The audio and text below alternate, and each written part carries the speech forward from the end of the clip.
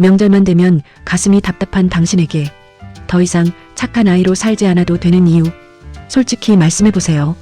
지금 이 영상 클릭하신 분들, 이번 명절 또 어떻게 버티나 벌써부터 가슴 한구석이 꽉 막힌 기분 아니신가요? 결혼은 언제 하니? 연봉은 좀 올랐어? 애는 왜 소식이 없니? 가족이라는 이름으로 던져지는 날선 이 질문들 앞에서 우리는 늘 착한 사람이 되어야 했습니다. 억지로 웃으며 대답하고 속은 타들어가는데 겉으로는 괜찮은 척하면서 말이죠. 그런데 여러분, 정말 괜찮으신 거 맞나요? 데이터가 증명합니다. 명절 직후 이혼율이 급증하고 정신과를 찾는 환자가 평소보다 30% 이상 늘어난다는 사실이요.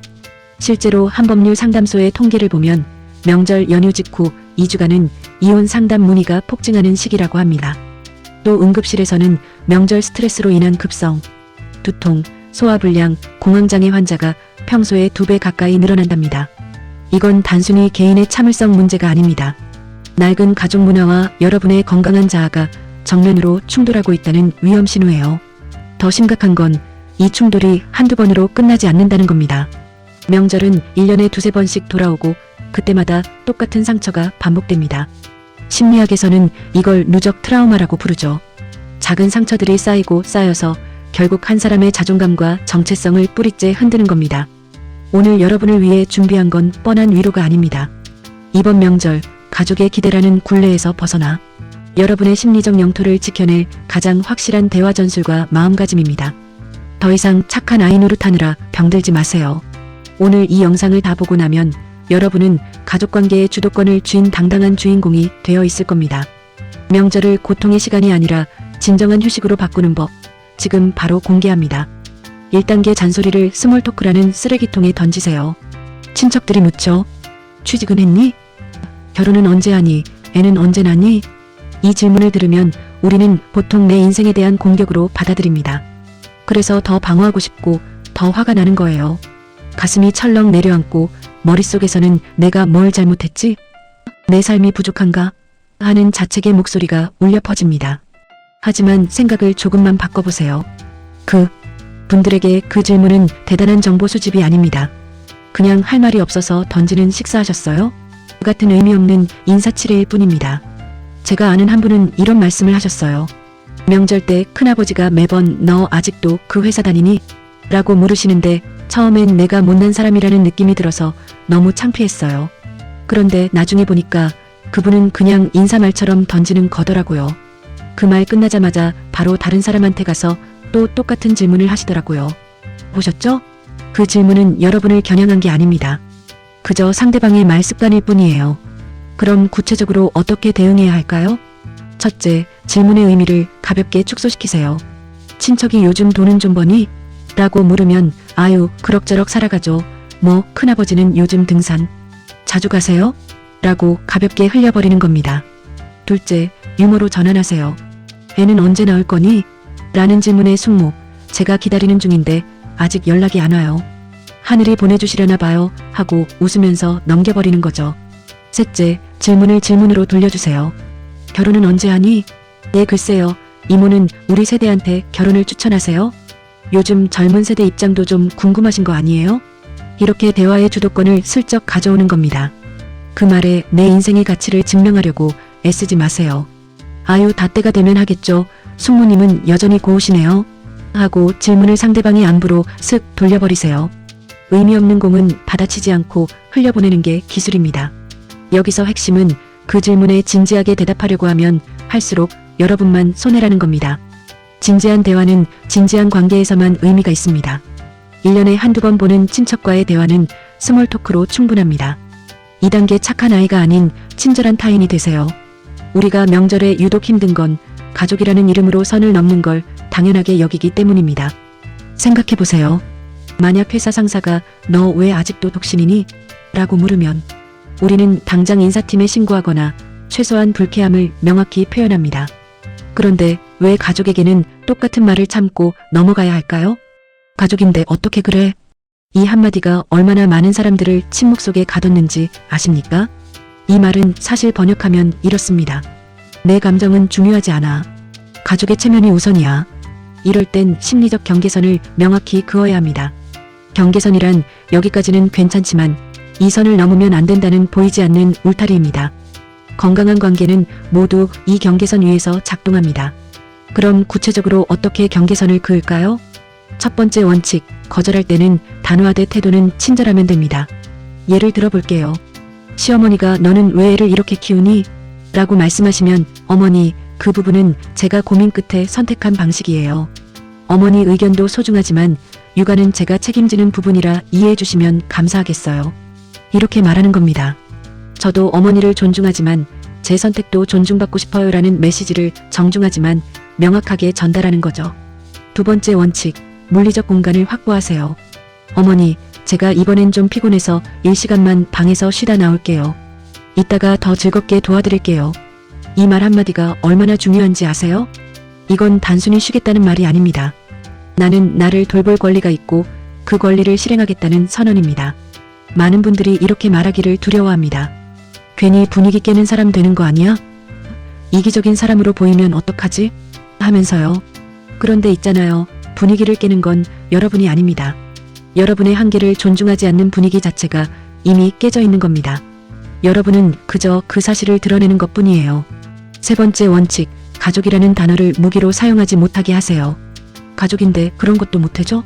라는 말에는 이렇게 대응하면 됩니다.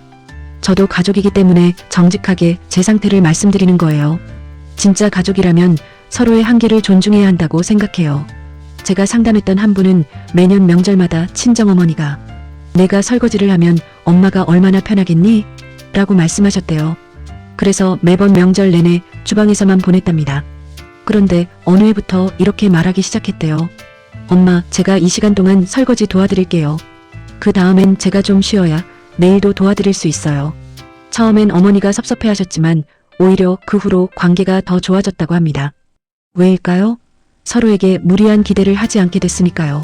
내 공간과 시간을 물리적으로 확보하는 것, 그것이 나를 지키는 최소한의 방어선입니다. 3단계 정서적 환기를 위한 비밀 기지를 만드세요. 명절 내내 감정을 억누르기만 하면 결국 병이 납니다. 참다 터지는 거예요. 심리학자들은 이걸 감정 노동이라고 부릅니다. 내 진짜 감정과 표현하는 감정 사이의 간극이 클수록 정신적 에너지 소모가 급증한다는 거죠. 마치 스마트폰 배터리가 백그라운드 앱에서 계속 소모되듯이요. 그래서 물기를 터주는 환기가 필요합니다. 첫 번째 환기 전략, 실시간 감정 해소 루트를 만들어두세요. 마음 맞는 친구와 카톡 단체방을 만들어서 명절 실황을 공유하는 겁니다. 방금 신우이가 또 결혼 타령 시작. 3, 2, 1. 이런 식으로요. 우습게 들릴 수 있지만 이게 정말 중요합니다. 내 상황을 공유하고 아 맞아, 내 신우이도 그래 라는 공감을 받는 것만으로도 감정의 독소가 상당 부분 해소됩니다. 혼자 산책하며 짧은 명상을 해도 좋습니다. 5분만 밖에 나가서 심호흡을 10번만 해보세요. 지금 나는 화가 났구나. 지금 나는 억울하구나 라고 속으로 말하면서요. 두 번째 환기 전략, 감정일기 5분 쓰기를 활용하세요. 명절이 끝나고 나서 후회하는 것 중 하나가 그때 왜 그렇게 참기만 했을까? 하는 자책입니다. 이 자책을 막으려면 실시간으로 감정을 기록해야 해요. 자기 전에 5분만 투자해서 오늘 느낀 감정을 스마트폰 메모장에 적는 겁니다. 오늘 작은아버지 말에 너무 화났다. 내 직업을 존중하지 않는 것 같았다. 다음번엔 이렇게 대답해야겠다. 이렇게 쓰는 과정에서 감정이 정리되고 다음번 대응 전략도 생깁니다. 무엇보다 중요한 건 내 감정을 인정했다는 거예요. 참고 묻어두지 않고 말이죠. 세 번째 환기 전략, 가족 간 감정 환기 문화를 만드세요. 배우자나 형제자매와 함께 명절을 보낸다면 서로의 스트레스를 인정해주는 시간을 만드세요. 오늘 고생 많았어. 시댁 가느라 힘들었지? 응, 당신도 우리 친정에서 불편했을 텐데 미안해. 아니야, 우리 서로 힘든 거 알고 있으니까 괜찮아. 이 대화가 5분이면 됩니다. 하지만 이 5분이 관계를 지킵니다. 핵심은 내가 지금 힘들구나라는 걸 스스로 인정해주는 겁니다.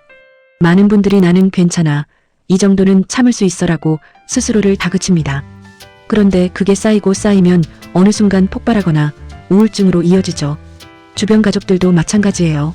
배우자가 짜증을 낸다면 그걸 공격으로 보지 말고 고생했어. 당신 말이 다 맞아. 이 한마디로 그 사람의 독소를 함께 배출해주세요. 4단계 명절 전 예방접종으로 면역력을 키우세요.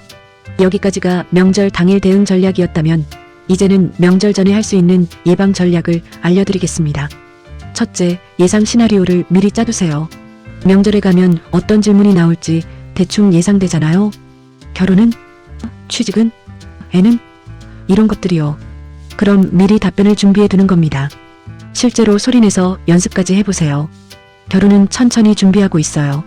좋은 소식 있으면 제일 먼저 알려드릴게요. 이렇게요. 이게 왜 중요하냐면 즉석에서 당황하면 우리는 자동적으로 방어 모드로 들어갑니다. 그러면 말투가 딱딱해지고 분위기가 어색해지죠. 하지만 미리 연습해두면 훨씬 자연스럽고 여유롭게 대응할 수 있어요. 둘째, 배우자나 파트너와 시그널을 정해두세요. 예를 들어, 내가 힘들 때 목이 좀 마르네라고 말하면 배우자가 우리 잠깐 편의점 갔다 올까? 라고 탈출 루트를 만들어주는 거죠. 혹은 손을 살짝 쥐어주는 것만으로도 나 여기 있어. 난 내 편이야 라는 메시지를 전달할 수 있습니다. 셋째, 명절 일정에 버퍼존을 확보하세요. 예를 들어 명절 연휴가 3일이라면 마지막 하루는 아무 일정도 잡지 않는 겁니다. 그날은 오롯이 나를 돌보는 시간으로요. 명절 직후에 바로 출근하면 감정 정리할 시간도 없이 일상으로 복귀하게 됩니다. 그러면 명절 스트레스가 직장 스트레스와 겹쳐서 폭발할 위험이 커지죠. 5단계 장기적으로 가족관계 재설계를 시작하세요. 지금까지는 단기 전술이었습니다. 이제는 장기 전략을 말씀드릴게요. 첫째, 가족과의 적정 거리를 찾으세요. 모든 관계는 적정 거리가 있습니다. 너무 가까우면 숨이 막히고 너무 멀면 외롭죠. 가족도 마찬가지입니다. 명절에만 보면 딱 좋은 거리일 수도 있고 일주일에 한 번 통화하는 게 편한 거리일 수도 있어요. 이건 정답이 없습니다. 오로지 여러분이 편한 거리가 답입니다. 둘째, 사랑의 정의를 재정의하세요. 우리는 가족 간의 사랑을 희생과 동일시하는 경향이 있습니다. 특히 한국 문화에서는 더욱 그렇죠. 가족을 위해 내가 희생하는 게 사랑이다. 하지만 진짜 사랑은 서로를 있는 그대로 존중하는 겁니다.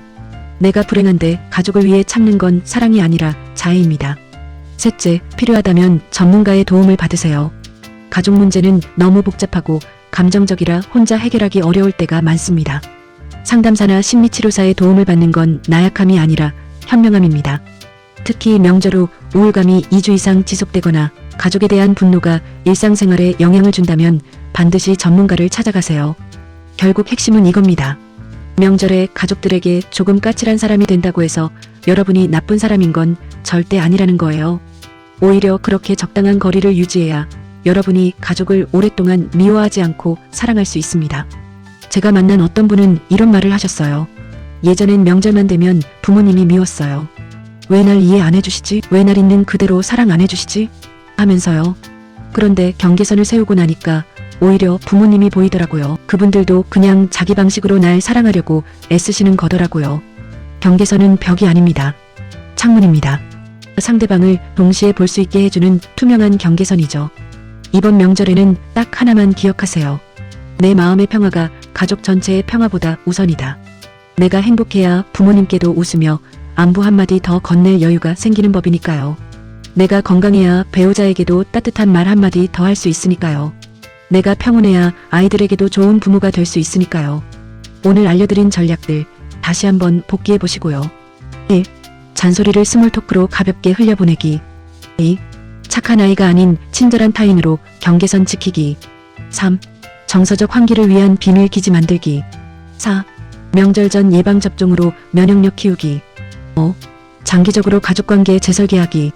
혹시라도 마음이 흔들릴 때마다 이 영상을 다시 꺼내보면서 여러분의 심리적 방어막을 튼튼히 하셨으면 좋겠습니다. 여러분의 이번 명절이 견뎌내는 시간이 아니라 나를 온전히 돌보는 시간이 되길 진심으로 응원합니다.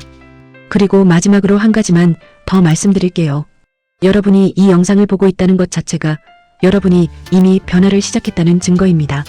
문제를 인식하고 해결책을 찾는 사람은 이미 반은 성공한 겁니다.